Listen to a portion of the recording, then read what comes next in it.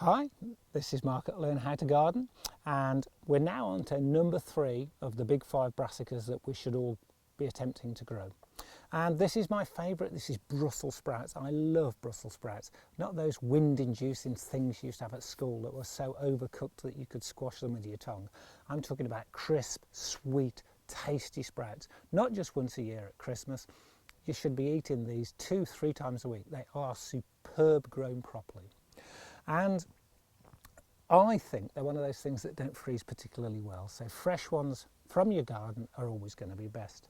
They take a bit more room than a lot of the other brassicas. You're really going to need about 18 inches to 2 feet between plants in a row, and you're going to need about a foot between rows, or a spork distance. Remember, very, very few plants do mathematics, therefore as long as you're roughly in the sort of ballpark, they'll be fine. I tend to grow 3 different varieties really. One which is quite late as a variety. I grow a red or purple sprout, but my favourite is actually called Maximus, and I grow Maximus purely because my godson is called Maximilian, and this is for you, Max. I'm sure he'll watch this. If he hasn't watched this, I'll want to know why, and things will happen, awful things probably. Probably to me. Very rarely do awful things happen to Max. He's far too cute. Anyway, back to planting Brussels. So 3 across the bed, spork between them, push them in gently. They are big plants when they get grown. Remember, you've got the whole of the height of the Brussels and then like a great big head on top of it, you know, so it's a big plant. Again, I think they would look quite nice at the back of a border if you're brave enough to put them in. If nothing else, I promise it'll be the biggest talking point of your winter border at home. When people say, is that a Brussels? You know, say no, make up a name. You know, make up a name in Latin. I guarantee that, you know, for at least 5 seconds, they'll actually believe that it's a rare, unusual, tropical plant.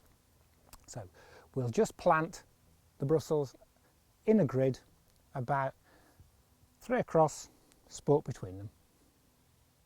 So we've got our Brussels in about 2 foot by 1 foot, really is a good description. Pushed in with a hand. It doesn't really need to be firmer than that. The old books say it needs to, I've never really found it. The thing about all your brassicas are, they are incredibly susceptible to pigeons will take them. So this strange little device here is the best thing you can do with those cheap giveaway CDs you occasionally get. It's literally just a CD on a bit of string on a bamboo at an angle, and it flashes in the sunlight, turns, and they really don't seem to like it. And slugs. If you're not keen on using slug pellets, you've got to either put some sacrificial ones of these in or use organic slug pellets, which are actually much more effective. You don't need many, the least you use the better. If you are okay with slug pellets, just literally 1 or 2, you know, near a plant. They attract slugs to them and they really will stop a lot of damage on your plants.